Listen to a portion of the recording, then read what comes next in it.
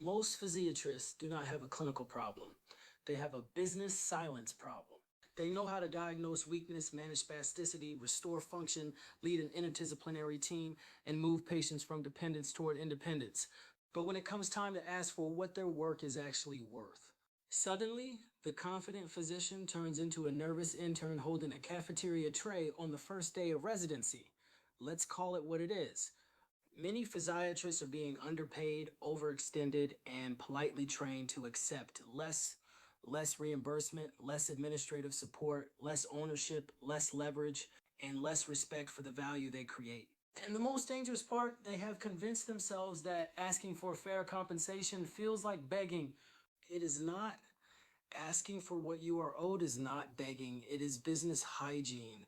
If you are generating consult volume, improving documentation, increasing case mix index, reducing length of stay, supporting discharge efficiency, leading team conferences, preventing readmissions, and making hospitals money, then asking to be paid accordingly is not being difficult. It's called reading the receipt. Hospitals understand numbers, payers understand numbers, private equity understands numbers, administrators understand numbers. The only person still trying to make the conversation not awkward is usually the physician doing the actual work.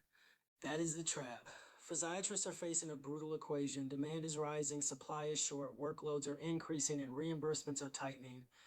The system needs you more than ever, but it will not automatically reward you for being needed. Value that is not named is value that gets absorbed. This is why profitable practice ownership requires more than clinical excellence. It requires the ability to calmly, clearly, and unapologetically ask for what already belongs in the agreement.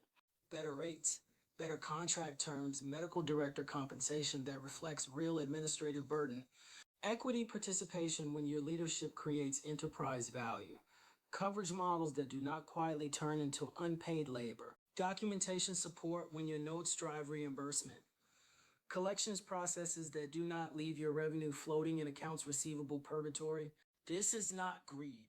This is stewardship. You cannot build a healing, hopeful, helping practice if the business model is bleeding quietly in the background. Too many physicians wait until resentment builds before they speak up. They let unpaid invoices sit. They accept vague promises. They tolerate, we'll revisit this later.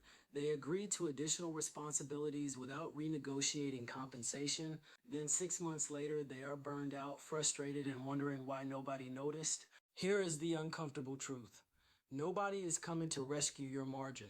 Not the hospital, not the payor, not the administrator who really appreciates everything you do. Appreciation is lovely, but it also does not make payroll. The reframe is simple. Asking for fair compensation is not confrontation. It is an administrative follow-up on value already delivered based on the consult volume, administrative responsibilities, team conference leadership, and measurable financial impact. I'd like to revisit the compensation structure. That sentence is not aggressive. It is adult supervision. The profitable physiatry practice owner does not beg. The profitable physiatry practice owner documents value, communicates clearly, follows up early, and refuses to confuse discomfort with danger. Because the real cost of silence is not just lost money, it is lost ownership, it is lost autonomy, it is lost opportunity, it is watching non physicians build profitable systems around your expertise while you stay busy, tired, and grateful for crumbs from the cake you helped bake. Physiatry is entering a defining moment. The shortage is real, the demand is real, the reimbursement pressure is real, the opportunity is also real, but only for the physicians willing to stop whispering about value and start building around it. Your skills restore function for patients. Your business skills restore freedom for you. And if you want to build a profitable physiatry practice, the first lesson is this: do not apologize for asking to be paid for the value you already created. That is not begging, that is ownership.